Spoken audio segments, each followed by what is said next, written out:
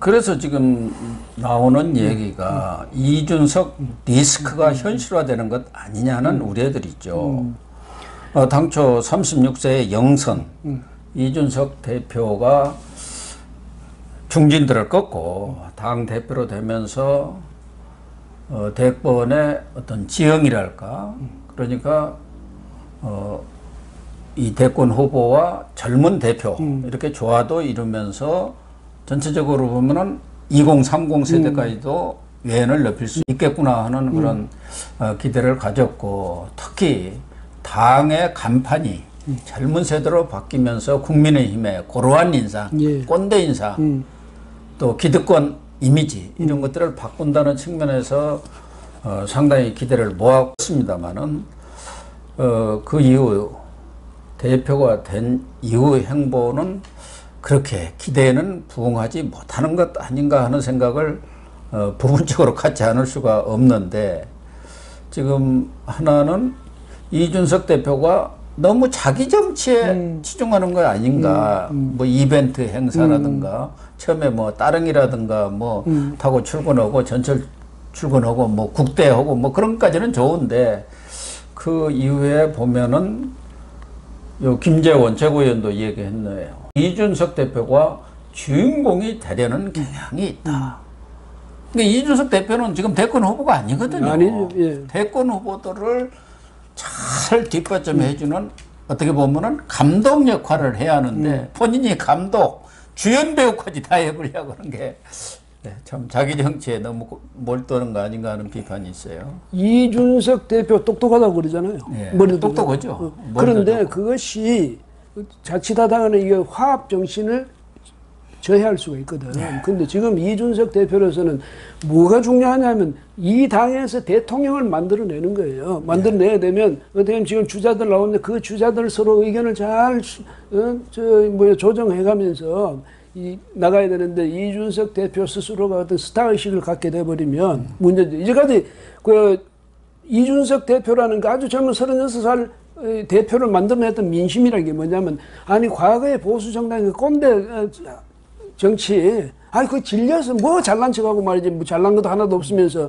그래서 이준석 대표를 뽑았는데 이준석 대표가 또 하나의 스타 의식을 가졌다. 네. 그래서 하는 거 보면 의도는 달랐고 무슨 태도는 다르더라도 하는 본질은 뭐냐면 너도 역시 꼰대 정치 아니냐 이렇게 돼버리면 만약 그런 이제 인식을 심어주면 실패해요. 근데 이번에 보니까 뭐냐면 후보들 불러가지고 용산 쪽 박촌에서 뭐 봉사활동하는데 왜 당신들은 다 빠졌느냐 뭐 이렇게 이야기 나오는데, 그렇다면 그게 이제 바로 문제거든. 이준석 대표는 아주 좋은 뜻으로 해서 우리가 시작할 때는 이렇게 봉사 정신을 부각시키는 쪽으로 해서 시작을 하자 했는데, 그런데 그보다 더 중요한 일이 무엇이 있었는지 모르겠다는 식으로 섭섭함을 표했는데요. 아니 주자들 입장에서 기가 막힐 일이지. 왜냐하면 지금 말이지 1분 1초도 쪼개서야 되니 이런 상황에서 당 대표가 뭘 딱 정해가지고 오늘 행사, 내일 모레 행사니까 전부 모여라 이러면 다 모여집니까 그게? 그러니까요. 예. 근데 그렇게 한다든가 또 무슨 그 다음에 후보들 전체 회의를 하자든지 이래가지고 왜 또 안 왔냐? 그러면 신분들이 있다가 누구는 빠졌고 이 사람들 무슨 이렇게 추측 보도를 하기 시작하면 이 당이 안에서 분위기가 완전히 깨질 수 있거든. 그래서 이럴 때일수록 특히 조심해줘야 되는 사람이 당대표인데. 그러니까. 네. 당대표가 왜 후보들 간담회를 그렇게 자주 갔습니까? 그러니까요. 그때도 가졌고 그 전주에도 가졌고 아니 후보들 간담회를 뭘 하자고 갔냐 이거예요. 더군다나 각 후보들이 추석 앞두고 추석 밥상에 자기 지지를 얼만큼 올리느냐가 다 결정이 나버리는 겁니다. 그렇지. 여야도 마찬가지예요. 그러니까 각자 후보들이 자기 최선의 노력을 다해서 어떻게 지지를 올릴 건가에 골몰하고 있는 상황들이고, 특히 앞선 주자들에 대해서는 뭐 말할 것도 없죠, 주자들은. 그런데 자꾸 자기가 불러 모아갖고 그렇다고 해서 무슨 결과가 나온 것도 아무것도 없잖아요. 이런 간담회를 해서 무슨 결과가 나왔다든지 룰을 어떻게 하기로 합의를 받았지 그것도 아니잖아요. 그런 거 하려면 실무자들이 그 캠프의 실무자들을 모아서 일을 해야죠. 근데 이제 이준석 그러니까 자기가 딱 가운데 앉아가지고 후보들 딱 거느리고 이게 뭐 상황이 된 거예요. 뭐하는 거예요? 제왕이 된 거예요. 그러니까 이준석 대표가 내가 이 상황을 이끌어 간다는 자꾸 그런 물론 좋은 욕심이라고 봅니다만 그런 욕심을 가지면 안 돼. 지금 이런 상황에서는 당 지도부가요 뭘 상황을 이끌어 가겠다 생각해서는 안 되고 지금 말씀하신 그대로죠. 뭐냐 지원 부대가 돼야 되는데. 지원 부대가 되고 준비 부대가 돼야 되거든. 그러니까 경선 룰을 뭐 만든다든지 이런 거 한다든지 이렇게 또 앞으로 대선에 어떻게 나간다든지 뭐 전략을 세운다든지 이런 걸 중심으로 하면서 지금은요 특히 이제 아직 예비 경선도 안 치렀잖아요. 그런 상황 속에 각자가 열심히 뛰도록 해주고 뛰도록 해주고 해야 되는데 걸핏하면 자 집합 이런 식으로 하면 그 다음에 또 어떻게 한다고 잡는 것도 아니고 뭐 아주 웃기는 거예요. 이준석 대표뿐 아니야. 지금 어떻게 됐냐? 김기현 원내대표들은 좀 불만을 후보들에 대해서 불만을 이야기하고 또 그 누구 서병수 경선 준비 위원장이가 이 사람들 또 이야기하는 거야. 전부 내가 한 자리씩 차지하고 있으니까 왜 나를 중시하지 않아? 나 좀 주목해봐. 이런 식이 되면요. 지금 이 주자들이 그 사람 주목하기 시간이 어디 있습니까 지금? 그러니까 그 사람들이 뭐 도움 되는 것도 아니고 그러니까 또 자기 일정들도 있지 않습니까? 그럼 있죠, 다 있죠. 그런데 이렇게 모여라 몇 시에 그렇게 통보하면은 또 그 말씀하신 대로 자기 일정 때문에 참석을 못하면은 그 사람들은 뭐 이준석한테 대표 지도부를 뭐 무시했느니 뭐 패싱했느니 뭐 이런저런 소리가 나오고 아무런 도움이 안 되는 그런 일을 왜 하느냐 그 얘기죠.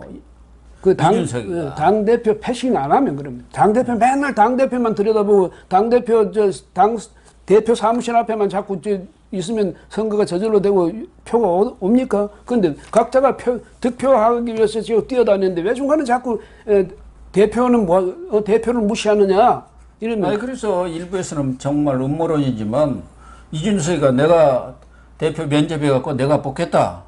또阴谋론 중에 하나는 윤석열하고 최재형이는 당내에 끌어들여서 죽이고 안철수는 못 들어가게 해갖고 죽여가지고 유승민은 또 열심히 또 참석을 하더라고요.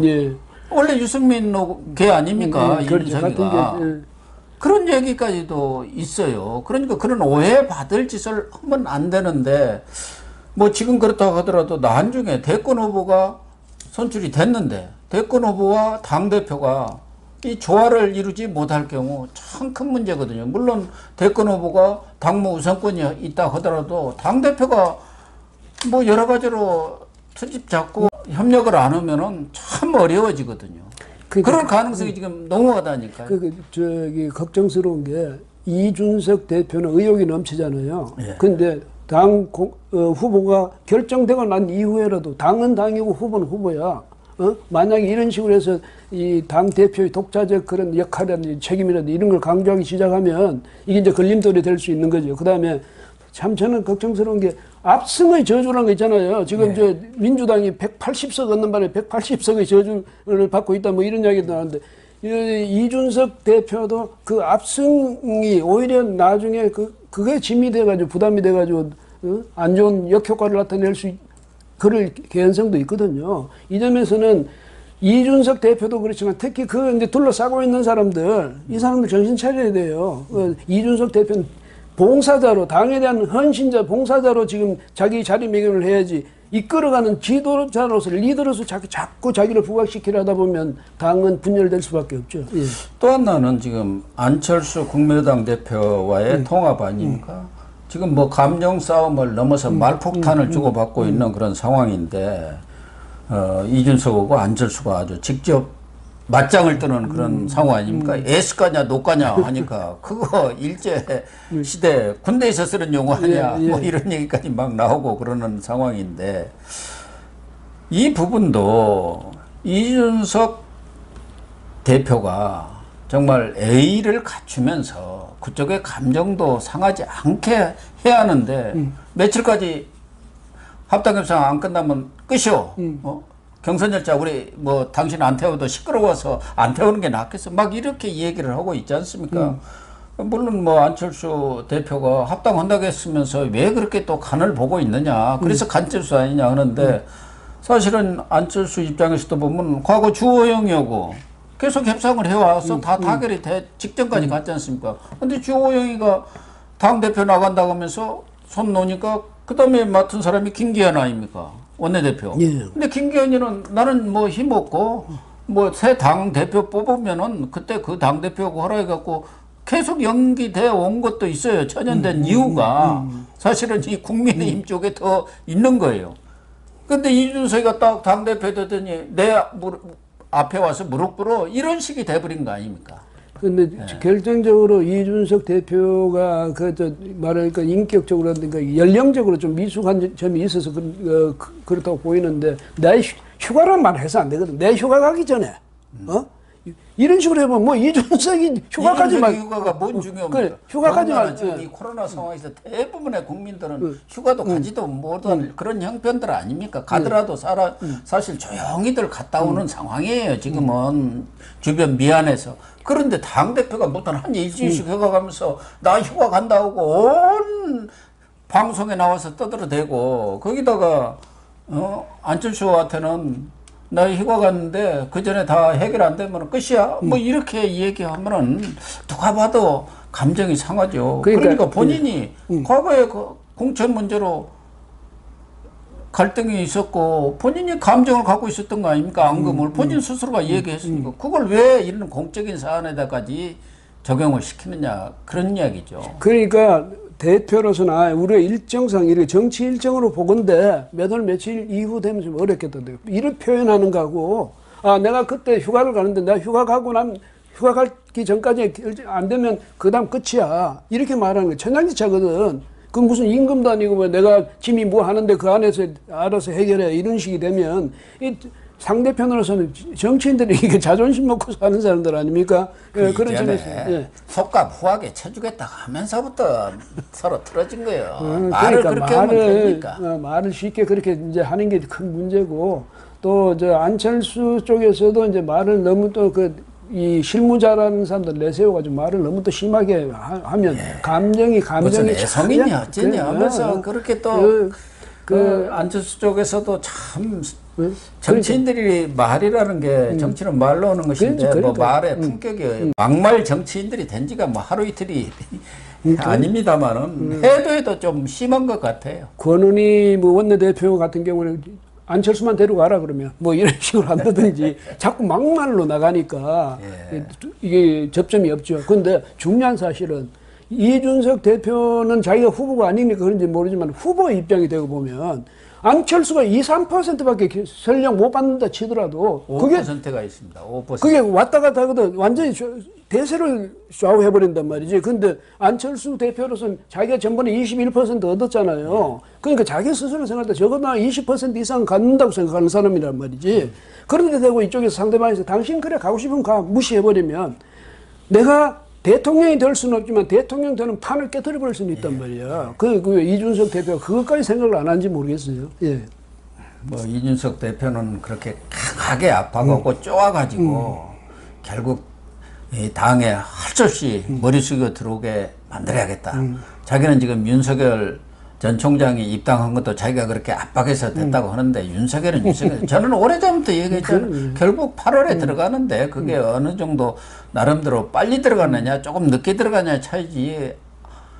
윤석열이가 국민의힘에 입당 안 한다고 생각하는 사람은 과연 몇이나 됐을까 하는 생각이 들어요. 그런데 지금 그것에 취해가지고 이번에 안철수도 무릎 꿇려갖고 하면은 내가 완전히 이제 다 장악하겠다. 이준석 세상이다. 이렇게 지금 혼자 판단하고 있는 거 아닌가. 혼자뿐만 아니라 그 주변에 있는 그 참모라는 사람들 보면은 꼭 그런 생각뿐이 할 수밖에 없는 사람들이 포진해 있더라고요. 예, 그래서 이준석 대표는 지금은 그 당대표로 자신을 뽑아줬던 이 배경이라든지 기대라든지 이런 것만 생각해야지 차후에 이준석은 어떻게 될 것이라든지 아니면 지금 젊은 리더가 무언가를 보여줄 수 있냐 이것이 과연 이준석이다 이런 자꾸 그런 데만 만약에 그런 세평에 자꾸 신경을 쓰게 되면요. 당 전체로서 화합이라든지 결속력이라든지 여기에 굉장히 무리가 가니까 이준석 대표가 지금 해야 될 일은 이 스타의식을 줄이고, 예, 그 다음에 자기를 죽임으로써 이 당을 살린다는 그런 좀 그야말로 흔히 하는 말로 멸사봉공의 자세를 다시 한번 갖춰야 되지 않느냐. 그래야 지금 제일 큰 문제는 이 당 안팎에 있는 자기 쪽 사람들하고는 아주 쌈꾼이 되어 있어요. 그런데 야당이라는 게 뭐 하러 있습니까? 정부 여당 문정부를 견제하고 있는 게 야당이에요. 더군다나 지금은 대선 국면으로 접어들었고 대선이 한 7개월뿐이 안 남았어요. 그런데 대통령이라든가 여당에 대해서 이준석이가 무슨 공격 한번 하는 거 봤습니까? 지금 당장에 한미 연합훈련 이것도 지금 김여정 한마디로 왔다 갔다 하고 70 몇 명이 뭐 무더위를 먹었는지 어쨌는지 연기하자고 연판장을 돌리고 있고 언론중재법, 트루킹 시위 이것도 지금 다 시위를 1인 시위를 청와대 앞에 와서 하고 있는데 송영길하고 무슨 TV 토론한다 해갖고 트루킹 송영길한테 쏙 넘어가더라고. 그 대통령과는 관계없는 거죠. 그러니까 네 맞습니다. 그렇습니다. 왜 대통령하고 관계없어요? 모든 사람이 아무 관계없다고 생각하겠습니까? 트루킹 문제.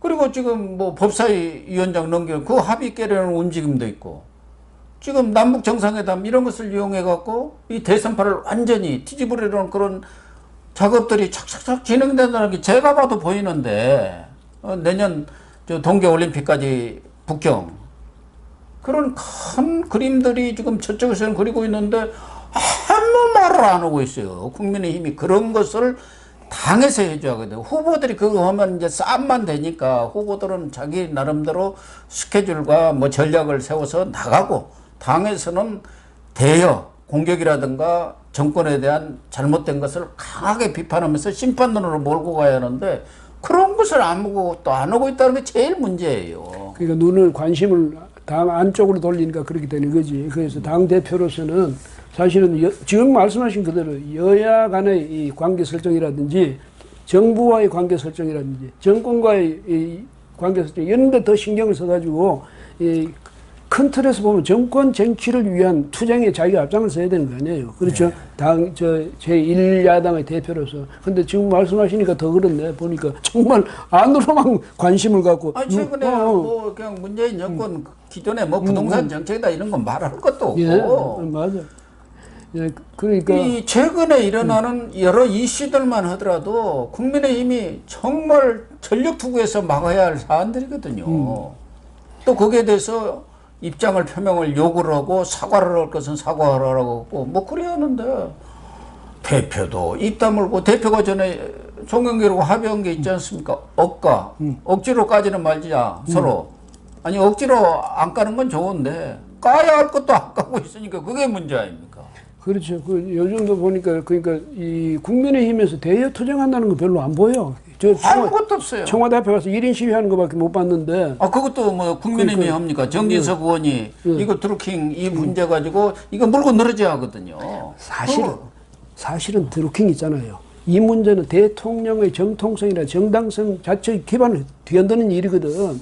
이게 바로 국민의힘이 치고 나가야 될 대목이야. 근데 뭐 지금 추인해줘 버리는 셈입니까? 이런 식으로 된다든지 이게.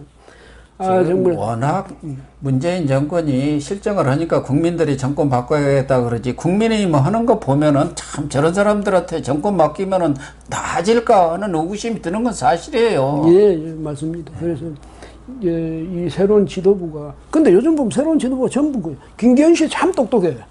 참 똑똑한데 그 사람도 이준석 이 대표하고 서로 당 안에서 서로 결속해가서 공동 보조를 맞추는 건 아니고 나는 나대로 전부 각자가 스타가 되고 서병수까지 스타가 되어 나섰더라니까. 의의가 없어요. 지금 하는 것이. 서병수는 또 경선위원장 하나 맡았다고 해갖고 쪽방촌 아이들 또 그 무슨 봉사하는 거 그런 쇼는 지금 통하지도 않습니다. 그게 무슨 효과가 있는지 없는지 무슨 원팀 강조를 하는데 우리 국민들이 그 쪽방청에 가서 물 좀 날라줬다가 웃어요. 그런 머리를 가지고 지금 그런 사람들이 몇 선을 하고 있으니 그래서 그나마 이준석이가 되면은 좀 달라지지 않겠나 했는데 별로 달라진 건 없는 것 같아요. 다시 원위치대에 가고 있어요.